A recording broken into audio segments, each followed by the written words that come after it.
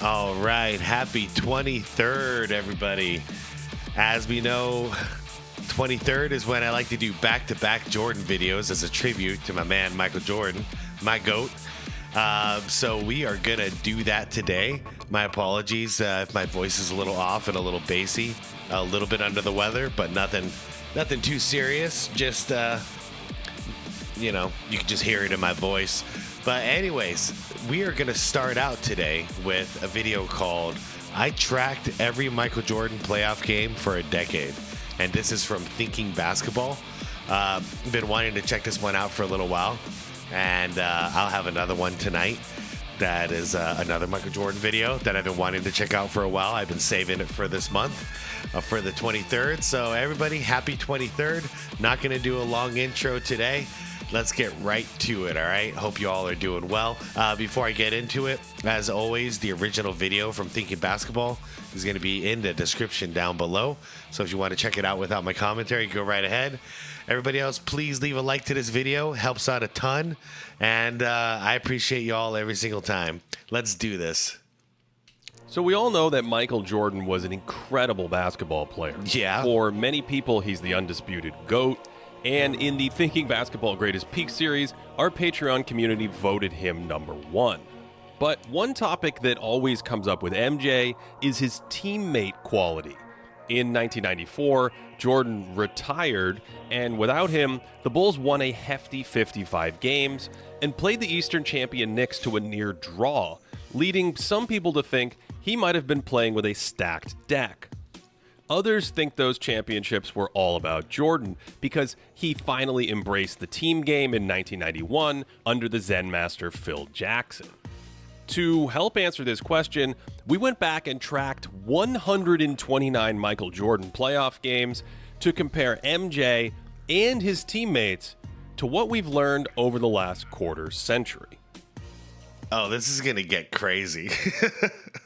This is going to get crazy because, MJ always elevated his game by about 10 to 15% in the playoffs.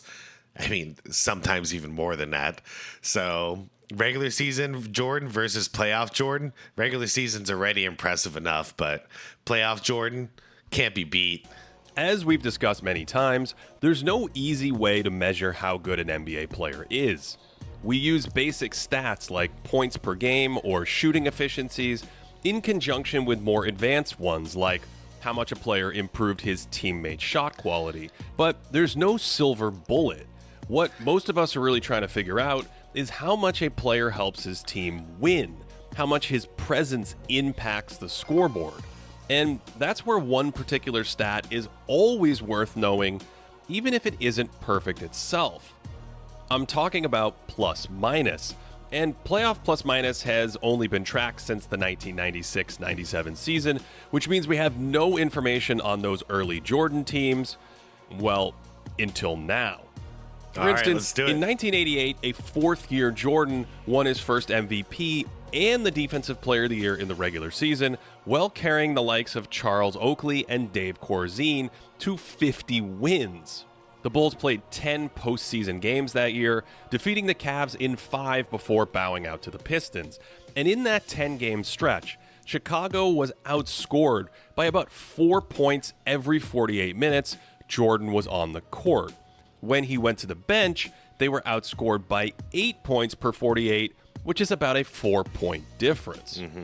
As longtime Thinking Basketball followers know, 10 games is a really small sample, especially since Jordan only went to the bench for about 50 minutes during those playoffs. That means a few extra makes or misses would have a huge impact on those minutes that Jordan was off the floor. So to understand how Chicago performed without MJ, we really need to look at more games. In 1989, Jordan hit the shot over Craig Elo, and the Bulls upset the Cleveland Cavaliers, then took out the Knicks before running into the Pistons again. This time, Jordan's on-off looked very different. The Bulls outscored their opponents by 4 points every 48 minutes he was on the court. That makes sense. But were outscored by nearly 20 points. Wow. Damn. So he figured 89. So still no Phil Jackson, right? That was the last year of Doug Collins, because 89-90 was Phil's first year. Interesting. That was a drastic change here. Per 48 when he was off the court. That gives us 27 total games now, but it's still a noisy sample. So we went ahead and collected the 1990 playoffs and the 91 playoffs and so on. After sifting through over 100 I'm curious about the 91 results, because by then they figured it out. Bulls playoff games, They figured out how to win. We found some incredible gems, My boy Danny including Ainge. a ringing endorsement for the channel. Thinking basketball every day. And this incredible quote about not wanting to excel as a three-point shooter. Point shooting is something that I don't want to excel at. And when you have that mentality, as I found out in the first game, of making threes, you don't go to the hole as much. You go to the three-point line and you start sitting there waiting for someone to find you. And that's not my mentality. And I don't want to create that because it takes away from my other parts of my game. Michael was 100%. If he's not attacking his defender, then he's doing the team a disservice. Anybody who just sits out there I mean, not anybody. A guy like him with his talent, if he would just sit out there in the perimeter and shoot threes, what a waste of talent that would be. I mean, he can knock down threes anytime he wants, but then everyone is going to just relax around him. You know what I mean? But if you don't know what the hell he's going to do on offense and you're used to him attacking you, yeah, you're always on your toes. So I'm glad Jordan wasn't a three-point shooter. talking about threes because he made 6 of them in the first half of game 1 against Portland. It's because they sagged off of him. Their coach, oh man, drawing a freaking blank here. Man, you guys are going to let me know in the comments. I'm going to be like so pissed off at myself that I forgot. The Blazers coach, basically he came out before the series. They said like, what are you going to do about Jordan? And he just straight up said, well, Jordan can't shoot threes, so we're going to sag off. And, well, Jordan took it personal, and the rest is history. I had a question asked to me, why was Jordan so open on the three? That's because that was the coach's Rick Adelman? That was the strategy. And Jordan made them pay for that strategy. So you're going to give him that space here because you're going to assume, typical Jordan is going to try to blow by you, right? But if you give him the space, you're daring him to shoot now. Little did they know, MJ could shoot all along. About threes. See that, though? That's strategy. That's not lazy defense. That's a coach strategy. Give him the shot. It's the same strategy I say to continue doing on Ben Simmons, and I've been saying to do to LeBron James for years. Sag off about 3 feet. Dare him to shoot. See what happens. Made 6 of them in the first half of game 1 against Portland back in the 92 finals, propelling him to 35 points before halftime on just 21 shots. Before that night, Jordan had made at least 5 threes in a game just once in his entire career, and he knocked down a half dozen before halftime. Thanks to the shrug, that legendary performance is still talked about 30 years later, but I don't think I've seen anyone mention what happened next in Game 2. By the way, that shrug, I didn't know it until I saw Magic Johnson talking about it in a podcast. But Magic said that shrug was to him, like literally, like he was looking right at Magic in the stands, or he was commentating. I think he was commentating, and he just looked right at him and gave him the shrug. Because they were talking before the game, and Jordan was so pissed off by the comments that were made about his three-point shooting. All he kept, and they were comparing Clyde Drexler to him. So he was like, I'm going to destroy these guys. Like, I'm going to kill these guys. And he went out there and destroyed them. So he gave his old buddy Magic a look like, I don't know what the hell, like I'm on fire. Those three-point shots were only half the story to Game 1, because Jordan was just as unstoppable from inside the arc, drilling 8 of his 12 two-point shots. Yeah, well, by the time the next game comes around and they understand the strategy that Jordan's not bluffing, hold on. Half the story to Game 1, because Jordan was just as okay. So before we had him wide open here, right? because he would have just sagged off from here. Well, now Jordan's knocking 3 after 3 after 3. Coach is going to switch it and abandon ship and say, okay, screw the strategy. He called our bluff. So now you press up on him. And this is when you own your defender at this point. There's nothing he can do. Sag off, you're going to hit the 3. Play him up, you're going to blow by him. Unstoppable from just like that. inside the arc, drilling 8 of his 12 two-point shots. Poor Clyde Drexler was left in single coverage most of the time, and if it wasn't the patented fadeaway that did him in, Jordan used his quickness to drive by Clyde into space and then float in mid-range pillows. Beautiful. In pick and roll, the Blazers sent a second defender to jump Michael, but Jordan shed him for more mid-range magic. Oh, that's So when game so 2 pretty. rolled around, the Blazers radically changed their defensive strategy. All right, post. First by doubling him in the post so he couldn't feast on fadeaways down there, and then bringing extra defenders when possible to help on his drives. And these adjustments did make a difference, leading to some turnovers and some easy scores for Portland. But they also put Jordan in a position to set up his teammates for wide open shots. So his most prolific three-point shooting game in the playoffs led to one of his most prolific playmaking games in the playoffs, setting up open shot. I'm sorry. It's been a while since I've seen Bill Cartwright's shot. Man, what a classic shot. Look how high he extends it. Look how slow it goes. But he can actually hit that mid-range once in a while. One of his most prolific Watch this. playmaking games in the playoffs, Whoop-a. setting up open shot after wide open shot for his teammates throughout the night. Packs. Of course, even when they sent help, Jordan's individual scoring brilliance was still on display. There are 3 Blazers lurking here, and this time he spins away from the help, and that's just insanity. Since he finished with 39 points, Jordan's scoring pressure also created a ton of shots for teammates himself. Here's one in transition where he crosses right, hangs in the air, and kicks it out for an open 3. Packs. And he actually looked back to the trailer to freeze the defense before snapping it to the corner. Wow, that just shows how unselfish he became by this point. He had every right to take the shot he had, but he saw a wide open Pax. And yeah, Pax is money from deep. That jumper. That's cool. All told, I tracked a whopping 15 shots created like this for teammates, which is a hard number to hit historically. For perspective, in the entire 2011 playoffs, the single game high I Ooh, tracked was what a feed. Check this one out. Right in traffic. the entire So 2011. he's getting double teamed out there. We got 3 bodies. I can't even tell. I think that's Horace Grant. It's so blurry. Gotta love the 90s. Playoffs, Yep. the single Boom. game high I tracked was 14. So Jordan was a playmaking machine in this game, despite also dropping nearly 40. Portland tried other defenders on Michael besides Drexler, but he took smaller players like Terry Porter or Danny Ainge to the post, and against bigger defenders, he was just too quick off the dribble, and that's one less big body to stop him at the rim. This was actually a theme during Jordan's first 3 NBA finals. The Lakers' starting 2-guard Byron Scott was too small for him in the post, and he torched the Suns in '93 because they lacked agile wing defenders who could stay in front of him.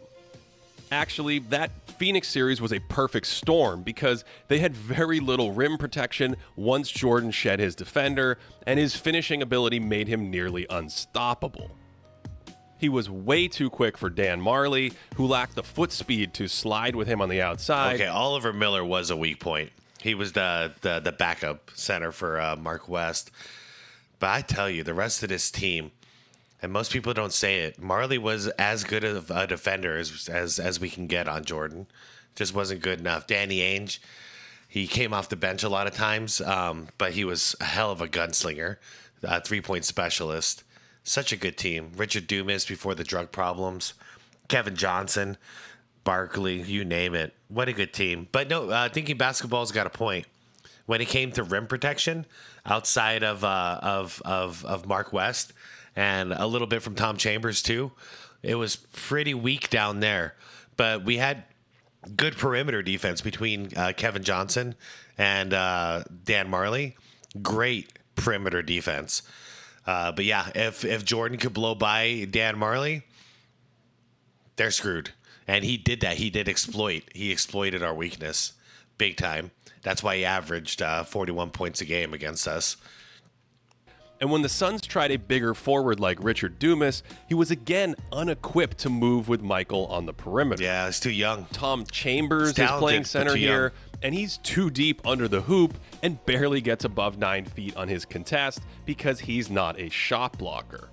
Damn. If Jordan blew by Dumas and Charles Westfall. Barkley was at the rim, he I'm sorry. That was really funny. That right there. There's nothing you could do, Paul Westfall. You did everything you could. You did everything you could.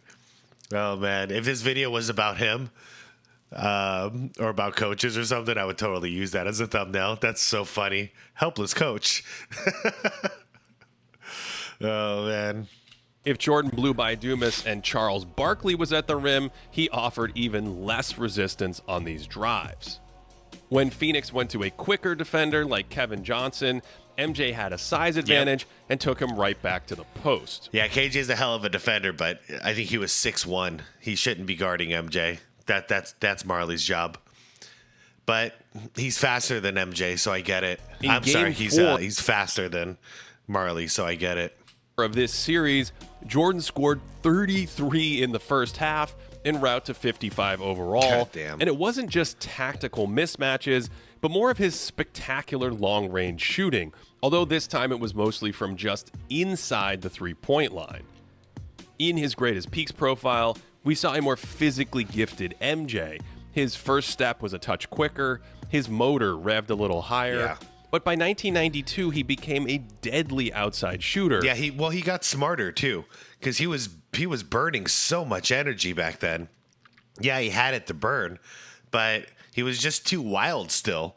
He was a wild animal at that point.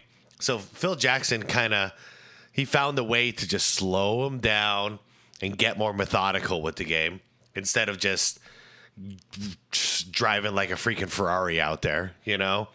Because that's what he was. He was just full speed all the time. And by the time it was time to start winning rings, he got really methodical and just smooth, calm. Putting on displays like this during critical playoff games. Excuse me. This is from the closeout game in the first round of 1992, and Jordan would just regularly stroke long jumper after long jumper like this, and he did it while somehow maintaining great efficiency for his time. Probably because this version of Michael was one of the greatest mid-range shooters in league history. One Real GM poster named Dipper13 tracked over 1,500 Jordan jumpers from 1990 to 1992 and had his mid-range accuracy at 51%, which sounds completely reasonable after watching him torture teams in these playoff runs. Some of these shots are basically works of art, and this was one of the best scoring displays I've ever seen, slicing up Miami in basically every phase of the game. The Knicks defended him well in 1992 and 93, even holding him to a 3 for 18 shooting game that year, only for MJ to go off in the very next game, dropping in 6 more threes in a 54-point outing to tie the series at 2 games apiece. I swear. Like, why did people start the narrative of Jordan can't shoot threes? I mean, okay, back in 92, I get why Adelman did. I mean, he shouldn't have said it public, but I understand. Back then, we all said Jordan didn't shoot the three. We didn't expect him to. That was Paxson's job, you know. But Jordan did everything else. But now that he's retired and he's obviously proven that he can shoot threes, how the hell did that narrative come back that he can't shoot threes? Like, can anybody tell me? Like, you see all this. He obviously, anytime he wanted to, he would unleash at the three. He chose not to. And he won a lot of championships because of that choice. So, even if Jordan lost a touch off his fastball by 1992 and 1993, he was still otherworldly. Which brings us back to our original questions. How did the Bulls perform with him in the game? And what happened when Jordan went to the bench during the 1990s? All right, let's do In it. 1990, Phil Jackson arrived and installed the triangle offense, which was mostly in full swing by the time Chicago hit the playoffs that year. Yep. So okay. So that confirmed it. I always thought so. So 89-90, first year Phil. That's right. Second year championship. Bulls again bowed out to the eventual champion Pistons in 7 hard-fought games. But in Jordan's playoff minutes that season, the Bulls outscored their opponents by over 7 points per 48, a jump into championship-level territory. In 2 seasons, Chicago had completely reshaped the roster around Jordan, with Charles Oakley, Sam Vincent, Dave Corzine, and Brad Sellers out, replaced by Bill Cartwright, Craig Hodges, shot. B.J. Armstrong, and Stacey King, along with the emergence of their supporting stars, Horace Grant, and of course, Scottie Pippen. So in 1991, when the Bulls broke through, they were a whopping 13.5 points better than their opponents with Jordan on the floor, and they still outscored their opponents even when he went to the bench. Nice. In 1992, they weren't as dominant with Jordan in the game, but without him, lineups often spearheaded by Pippen, the Bulls again outscored their opponents. Wow.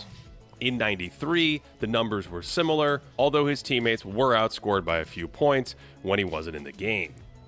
Remember, we wanted to eliminate some... Wow, that is pretty drastic, though.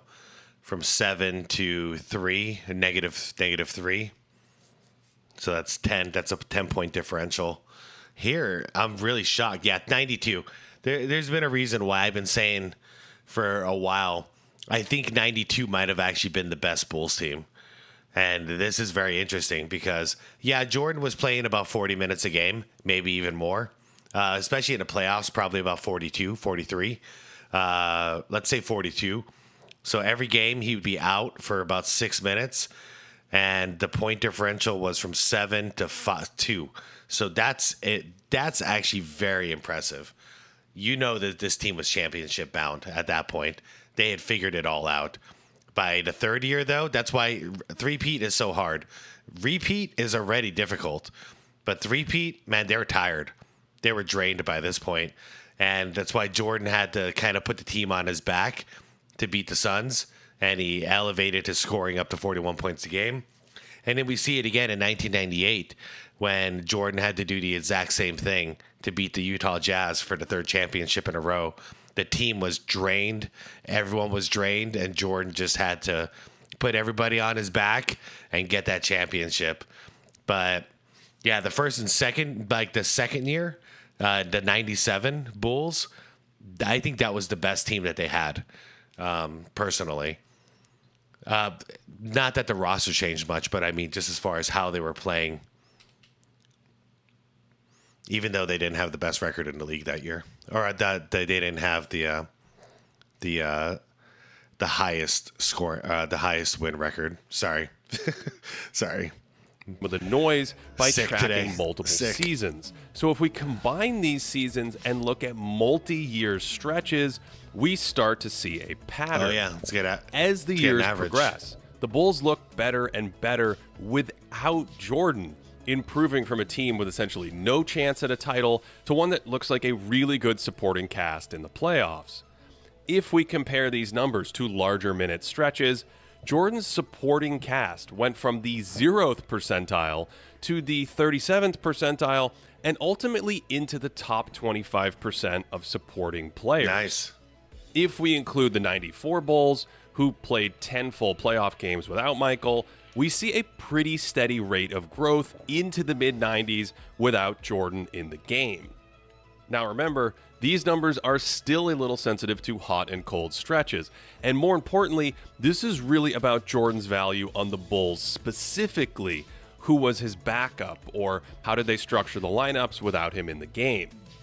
With that said, I wanted to see how Jordan and the Bulls compared to other high-minute players who made deep playoff runs over multiple seasons. The horizontal axis is how good the team was when the player was on the court, and the vertical axis is how much the team improved with the player in the game. Okay. These are all the players who logged 1,500 playoff minutes and 500 minutes on the bench over multi-year stretches since 1997. The player with the largest change is David Robinson, The Spurs were 25 points better with him from 1998 to 2001. Although Robinson wasn't his team leader in minutes, so his lineups could have been more favorable for a stat like this. Among minute leaders, Shaq's Lakers were 21 points better with him in the playoffs from 2000 to 2004, and LeBron's teams were 19 points better from 2016 to 2021. Jordan's best stretch came from 1989 to 93, where the Bulls were 14 points better with him in the game. So this is a great number, but isn't quite as emphatic as Shaq's or even LeBron's. The Bulls' best stretch with Michael on the floor includes that second three-peat, where from 1991 to 96, they were nearly 9 points better than the competition, short of Curry's monstrous plus 12, but still one of the best stretches on record. The 96 Bulls went an incredible 87-13, a record that still stands to this day, although the 1991 team was actually slightly better with Jordan on the floor during 87-13. So in the end of the day, after they won the championship, they played exactly 100 games, 87 plus 13. So they had an 87% win percentage. How insane is that? the playoffs. For those final three championships, Michael was older and less explosive, although he was stronger and craftier than ever. Yep, fundamental Mike. That strength let him operate out of the post, commanding double teams that freed up his teammates, and he could overpower defenders down there, and then, instead of an acrobatic finish, kick it out to a wide open shooter. Michael's size and body control really stand out in these years, feeling a defender on his back before spinning away to collapse the defense and set up a teammate. And even though he lost some of that quickness, he could still stop on a dime to create space, and despite all the jukes and spins, he just seemed to be in total control of his body at all times. For sure. This was never more apparent than in the evolution of his fadeaway, where he couldn't always out-jump his defender, so he had to alter his shot in the air. So awesome. This meant it's so awesome. Because you think, like, it's just so much harder than you can possibly think to fade away to this level. Like, his defender, so he had to alter his shot. So jumping off a two with the right foot in front of the left, and just look at this. Look at the point of release. He's almost gonna hit the ground by the time he releases, but because he hangs that long, the defender can't block his shot. And by fading away, obviously, is creating that space. But if he were to just like do a quick shot, like who has a quick release? Steph Curry, off the top of my mind. If he had a quick release like Steph, who has a whole different method of getting a shot off, like this wouldn't work. He'd get blocked. But nope. MJ he has to put all those strategies into one shot to get it off. And we've seen him do it 1,000 times. But sometimes I don't appreciate, like, because I used to work on that shot all the time. That takes a lot of energy too. Where he couldn't always out-jump his defender, so he had to alter his shot in the air. Look at that. This meant changing the angle of his body and the arc of the jumper, looping it over a nearby hand. He also used the pump fake more to create a little extra breathing room. KG and Paul Pierce called this Jordan pump fake Mike. Fire, and he could do all this while reclining his body at extreme angles while he was in the air. You guys ever used to do those basketball drills where you're laying on the floor, on the wood or whatever, on your back, and you're shooting shots from the ground, from your chest? I think this is why we did that. Because look at this shot, like his body at extreme angles. Look at that release point. Look at that. So those drills came in handy here. While he was in the air. Sick. This is like a pool shark learning all the tricks and bounces of the table, his mind adapting in real time to lean back a little more or aim the shot just a little higher. His defense was also really impressive in those final Chicago seasons, using his strength and anticipation to contain the ball and maintaining a relatively high motor on that end despite being longer in the tooth. His hands were as destructive as ever, and he actually gambled less during those second three-peat years compared to his more chaotic style when he was younger. That's a good point. And even that risk-taking was often calculated and precise. As a result, he actually put up some of the more impressive... I'd actually be willing to say he, because he took less risks, his steals percentage went slightly down. However, I think he was a better on-ball defender than the second three-peat. Because he was playing the passing lanes less, and he was focusing on his guy a little bit more. Not to say he didn't play the passing lanes and he didn't cheat off the ball or off his man once in a while. I mean, heck, that's how he got that steal on Karl Malone in the post in '98 at the very end of the game 6 to seal the deal. But he was definitely a better on-ball defender in my mind because he stayed with his guy. And then, he had the cool thing is when you got him, Ron Harper, Scottie Pippen, and Dennis Rodman, you're good. Like, you're good. You don't have to do all that much work anymore in the passing lanes. Everyone has those arms out, and everybody that I listed, they were going for steals. Of plus-minus numbers in his playoff career, where the Bulls were outscored by 3 points without him during the 96 playoffs, but then crushed teams by 13 points per 48 with Jordan on the 96. floor. The NBA officially started tracking plus-minus in 1997, and he looks great there too, as well as in 1998. Yikes. I mean, Jordan looked great, but damn, did the rest of the guys fall off or what in that second year? So, what can we make of all this? Okay, they balanced out. That's interesting. So with the injured Pippen, they balanced out, and Tony Kukoc was playing more with the starting lineup in the playoffs that season too. Interesting that they stepped up, but Jordan didn't sit much that playoffs. But of course, Jordan produced pretty hella good. Well, despite the noise in plus-minus stats, I find these numbers incredibly important for a few reasons.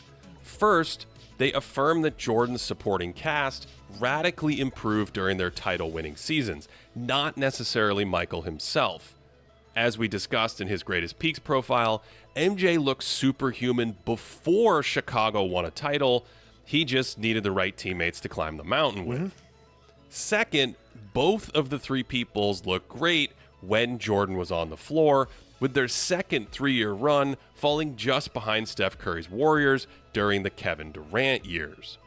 And finally, Jordan does not actually look like an outlier compared to other greats when he was on the court versus off it. His teams were plenty competitive without him, and when he was in the game, other all-time clubs were comparably dominant.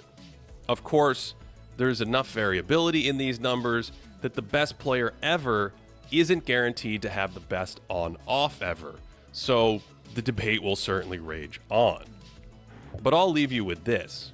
After pouring through over 100 playoff games of Jordan and the Bulls, it's hard to find a more consistently impressive decade of playoff performances in the entire history of the NBA, and the numbers certainly back that up. If you want more detailed access to these numbers and just more content in general, check out patreon.com/thinkingbasketball. We have historical data back to the shot clock, a Patreon community, and a ton more. This was one of the most fun videos we've ever made, so hopefully you found it interesting, even if charts and graphs aren't your thing. Thanks as always for watching, and wherever you are, I hope that you're having a great day. Man, that was a really cool, informative video. It's funny, in the back of my mind the whole time I'm thinking, man, just the eye test works. But no, I mean, I know people love their stats, especially these days, so this did a good job of covering a lot of that, for anybody who can follow what's going on with the plus minus. But yeah, cool stuff. I know that Thinking Basketball had to do a lot of research in order to get this and get this right. So shout out to him. check out his channel if you enjoy this kind of stuff. I definitely do, and we'll be checking out more videos of his on this channel as well. All right, everybody, I'm gonna get some rest. I started feeling a little under the weather during this video here, so I'm gonna rest up a little bit. I will be back tonight for the next one to continue the 23rd celebration. So I will see you later tonight for the After Dark. Everybody, thank you so much for celebrating with me like we do every month. I appreciate you all. Please leave the video a like if you enjoyed it. Subscribe to the channel if you would like to. And hit the bell notification if you want to get notified for that After Dark episode dropping later tonight, all right? All right, everyone. Peace out until now, or until later. Told you I need to rest.